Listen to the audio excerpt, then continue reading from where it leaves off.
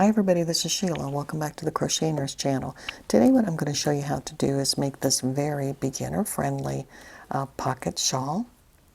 I made this using Yarn Bee's Dazzling. I used 4 balls of this yarn, the equivalent of 14 ounces of yarn, and each one of these balls is 250 yards, yep, 250. So 1,000 yards of yarn and a 5.5 I-9 hook. So for this project, if you can do double crochets, half double crochets, then you can make this project. We do have a little bit of variance on the border. We do a little special stitch on the border, but when we get to that, I will show you how to do it. If you like this kind of content, please subscribe and don't forget to hit the notification bell. Grab your supplies and let's get to making it. Let's talk about the construction of the pocket shawl. This is going to be created in one large rectangle, and so the center section of this rectangle is across. It's roughly 13 inches and the length is 76 inches. However, that 76 inches will include a pocket. Once we get the length done, we're going to fold up the bottom section and create an 8-inch pocket on each side. Once that's complete, we are then going to stitch the sides together and going to create a border on each side of 3 to 4 inches. So the total width across will be right around 19 inches.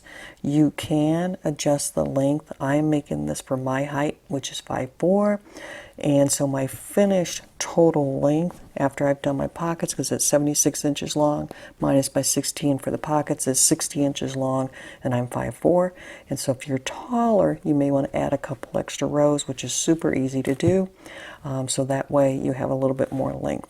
So let's get started. As you guys saw, my rectangular piece is already done, my center part, and so I'm going to show you how I created that. Put a slip knot on your hook and chain 45. Now, you have an option here. In my original piece that you saw, I did a foundationless half double crochet of 44. So if you're unsure how to do a foundationless half double crochet, I put a video, attach it to the end of this video so you can see that. So you have a choice: do a foundationless half double crochet of 44 or chain 45, and then in the second chain from the hook, do a half double crochet, and then do a half double crochet all the way down the chain. And I have my 44 half double crochets. At the end of row 1, I'm going to chain up 3. And then in the 6th chain from the hook, I'm going to put in 4 double crochets. 1, 2, 3, 4, 5, 6. Yarn over, and I'm going to put in 4 double crochets all in that same space. 3 and 4. I'm working all in the same chain. Now I am going to chain 3, and I'm going to put 1 more double crochet back into that same chain, and so it'll look like that. Next, what I'm going to do is I'm going to yarn over, and I am going to skip 4. 1, 2, 3, 4, and in the 5th chain over, I'm going to repeat this process. I'm going to go in and put 4 double crochets,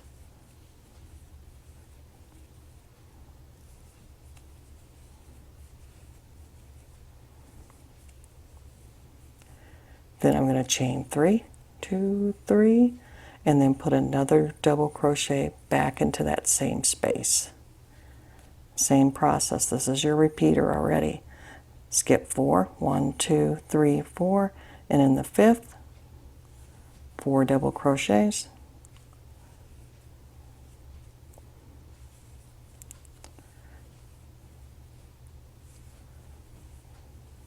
three, 4, chain 3, and then put another double crochet back into that same space. You will work that all the way to the end, and when you get to the end you will have 3 half double crochets left over. Skip 2 and put a double crochet in the final space. I'm already at my end. I only did a half. Instead of 44 I did 20 because, as you know, I already did my big piece. And so I have, there's my 3 stitches that are left over, and I'm just going to put a double crochet in that last stitch. Now I'm going to chain 3, 2, 3, and I'm going to turn my work. From here, what I'm going to do is in that first chain 3 space, I'm going to yarn over, and I'm going to put my 4 double crochets, 2, 3, and 4, chain 3, and then put your double crochet back in there. And that is going to be your repeating pattern. So you're going to jump over to the next chain 3 space, not the hole that's below. You want that next chain 3 space, jump on over and do the same process. 4 double crochet, chain 3, and then 1 more double crochet. And that is going to be your process all the way across this row. And actually that is the repeat process. When you get to the end of your row, here is your last chain 3 space here. And this was your turning chain. You will get to do your last 4 double crochets, chain 3, and a double crochet here. And on this turning chain, you'll do a chain 3, turn, and repeat the process. And that is actually the pattern. You'll continue on that process until you get the length that you need for your rectangle. And when you get done with that, we will move on to completing the border. So that's what it looks like. Look at that, how pretty that is. And I just finished my last one, so I'm going to yarn over, put that double crochet right in my turning chain, chain up 3, turn, and I'm ready to do the same thing. 4 double crochet, chain 3, and then 1 more double crochet, and then continue on all the way across. Same process. All right, I'll let you get to it. I am at my desired length, and because we started with a row of half double crochet, we need to end with a row of half double crochet. So I just finished my final row. I want to chain 1 and then turn all of my work. Should be quite a lot to turn there at this point. We're going to put a half double crochet right back into that same space. And then for in each chain 3 space across, you'll put 2 half double crochets. And then on top of the 4 double crochets, you'll put 3 half double crochets. So 1, 2, and then 3, and then skip the space here. Then you're going to jump over to the chain 3 space and do 2 half double crochets, and then 3 more on top.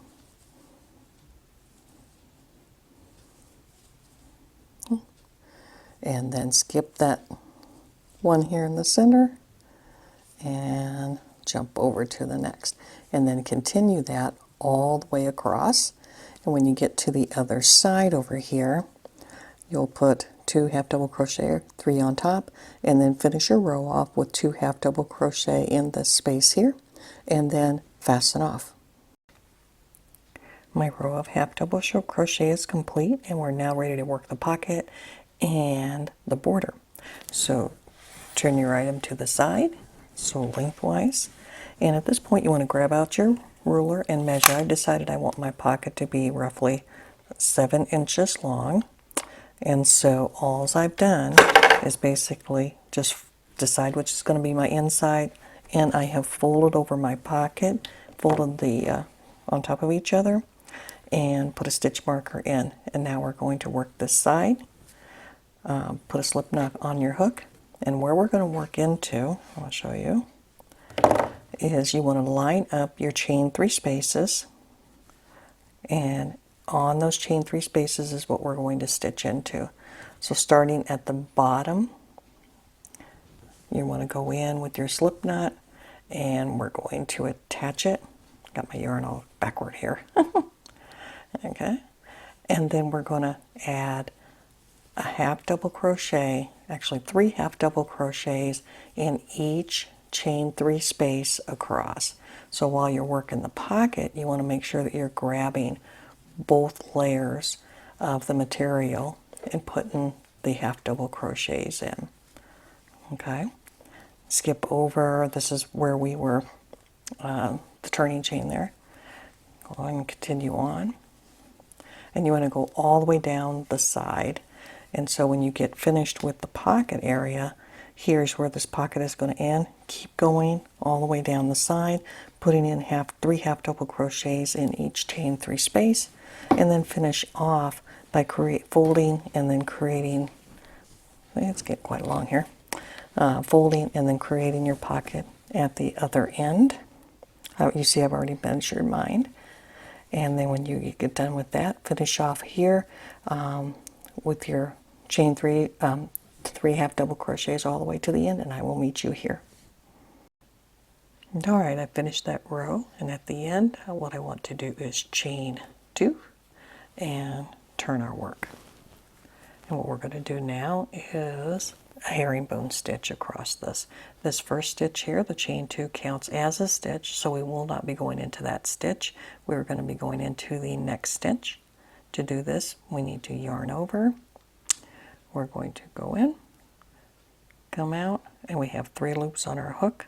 We're immediately going to pull through that first loop, and now we have 2 loops on our hook. And from here, we're going to treat it like a double crochet. We're going to go over and pull through 1, then yarn over again and pull through the 2. And that's our first herringbone stitch. And we're going to do that in each stitch all the way across. Let's do another one. Go in, come back out, pull through the first loop, yarn over, pull through the next loop, yarn over, pull through the next loop. And that is the stitch. Go out, there, and that. And that is the stitch that we're going to be doing all the way across. All the way across will be a herringbone stitch. When you get to the end, we're going to chain up 1 and then do a row of half double crochet. And that's actually going to be the border. It's going to be a row of herringbone and then a row of half double crochet. You're going to want to have 3 rows of each to get the width that you need, and you'll want to finish on a half double crochet. All right, I'm at the end of my row of herringbone stitch, and this is what it looks like. It definitely has the slant. Yours may have even more of a slant. I'm kind of tugging at it. So I have 1 row of half double crochet completed, 1 row of herringbone, and I'm at the end. So at this point, what I need to do is chain 1 and then do half double crochet all the way down the first stitch. Again, don't count. Chain 1, half double crochet all the way down to the end. And when I finish that, I do another row of herringbone, which is going to be chain 2, and then come back and do the herringbone stitch. Do each of those rows 3 times. And then the final row will be a row of half double crochet. And it'll look like this. Actually has some nice definition once you're completed with it. And then once you're done with this side, of course, then go back and do the opposite side. And so that way you'll have 2 borders. If you have any questions or comments about this, and like I say, then you're all done. Don't forget to weave in your ends and all of that. And then if you have any questions or comments or concerns about the pattern, put in comments below for me. I look forward to hearing how it goes for you, but it has turned out quite nice. All right, y'all, have a fantastic day.